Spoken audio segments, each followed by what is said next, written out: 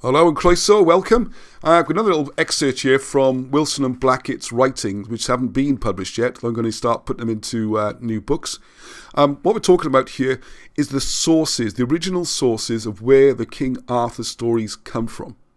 And now, as you'll see, it can be shown to be from southeast Wales, not all these Norman sources, or there's all sorts of weird ideas about where he comes from. So this is a short piece by Wilson and Blackett, giving the background to the sources of the information and the earliest sources, the originals. So the heading is, where do Arthurian stories begin? There can be no avoiding the fact that Arthurian stories emerge from southeast Wales. The Norman penetrations began in 1091, and shortly after this, the tales of King Arthur swept across Western Europe. But the earliest propagators of Arthurian tales were 1. Walter de Map and 2. Griffith ap Arthur. Both are from southeast Wales. Walter de Map was son of Blondel de Map, who married the daughter of Gwairydd, Lord of Llancarvan, just 9 miles west of Cardiff. Griffith ap Arthur is usually mutilated into Geoffrey of Monmouth to conceal his South Wales identity as a Llandaff cleric and bishop-elect of St. Asaph.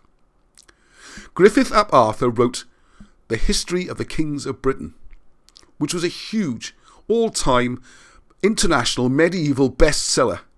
He almost certainly used the shorter Brut Tasilio, a much ignored history, as his main source.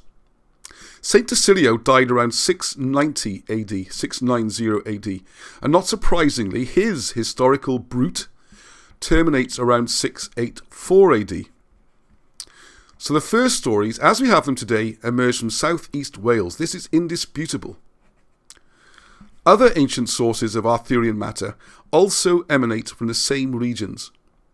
Caradog of Llancarvan wrote of the grave of King Arthur in 1156, placing it at Glastonbury, but failing to state which Glastonbury.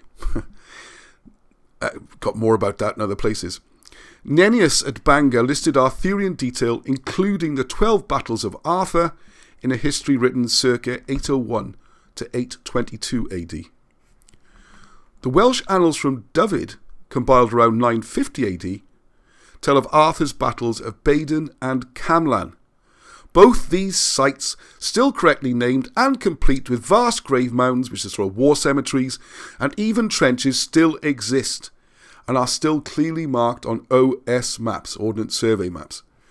One in the Maesteg Valley, the other in Camlan Valley south of Dolgellau.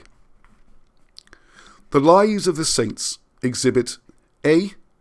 King Arthur II as meeting St. Gildas at Llancarvan. B. Winning a court case against St. Cadoc at Usk. C. At Llanbaderi in religious conflict with St. Padan. And D.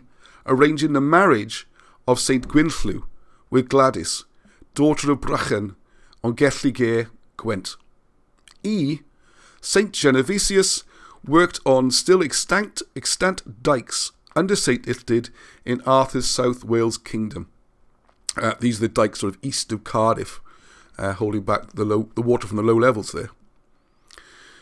The Welsh triads are peppered with Arthurian statements, all locating Arthur into Wales.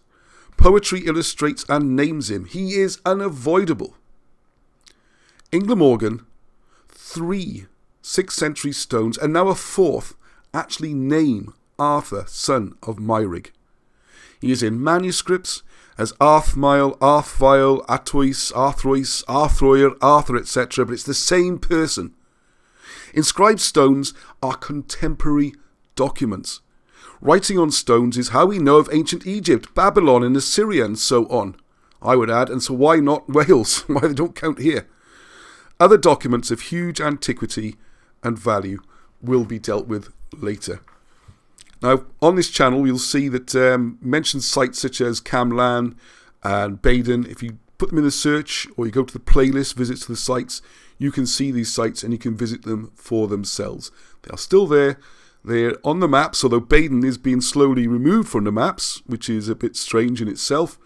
You have to look a bit more closely, but if you go to older maps, you'll see it clearly marked, and you can still find it. So lots more of this to come. It's very interesting. As Alan often says, there's loads of stuff we never published, and there is loads, and there's more books coming. So bear with me, don't forget, subscribe, notify, spread the word, and if you can become a member as well, that'd be even better. So until the next time, Heddwch.